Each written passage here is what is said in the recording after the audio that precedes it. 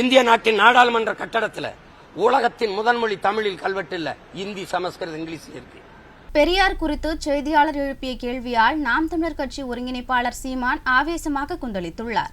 நடக்க பாதை வேணும், இதெல்லாம் வேணும்ல.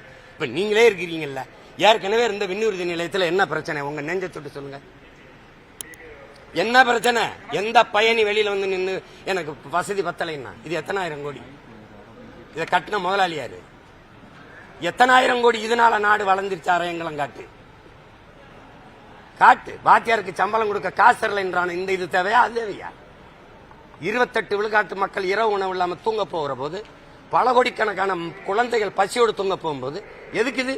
ஏன் அந்த ஏர்போர்ட்ல பறக்க மாட்டேன்னு சொல்லிச்சா? இல்ல பிரச்சனையா?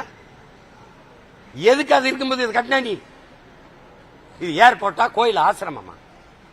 இது எதுக்கு? இந்த கோயில் இருக்கு? இதான் பெருமையா? தமிழ்நாட்டின் பெருமை, தமிழனுடைய அடையாளமா? ஏன் என் பாட்டா 2500 ஆண்டுக்கு முன்னாடி கட்டி வச்ச கல்லணையை வைக்க மாட்டியா?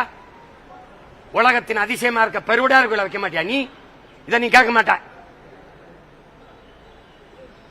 அப்புறம் இங்க ஒரு அதிகாரம் எதுக்கு இருக்கு? இதான் திராவிட அதிகாரம். இந்திய நாட்டின் நாடாளுமன்ற கட்டடத்துல உலகத்தின் முதன்மொழி தமிழில் கல்வெட்டு இல்ல, இந்தி, சமஸ்கிருதம், இங்கிலீஷ் இருக்கு. ஐயா மோடி, நீங்க ஊர் ஊரா பேச்சு வரியில உலக மொழிகளில் தொன்மையான மொழி தமிழ், அது என் நாட்டில் இருக்கு பெருமைன்னு. இந்திய மொழிகளின் தொன்மையை தமிழிலிருந்து அறியலாம்லாம் பேசுறீங்களே, என் தாய்மொழியில ஏன் இங்க கல்வெட்டு இல்ல அப்படின்னு இந்த 40 உறுப்பினர்ல ஒருத்தர் கூட பேசலையே. அதுதான் திராவிடம், அதுதான் பெரியார். செய்திகளை உள்ளது உள்ளபடி தெரிந்து கொள்ள ரெஃப்ளெக்ட் நியூஸை சப்ஸ்கிரைப் பண்ணுங்க.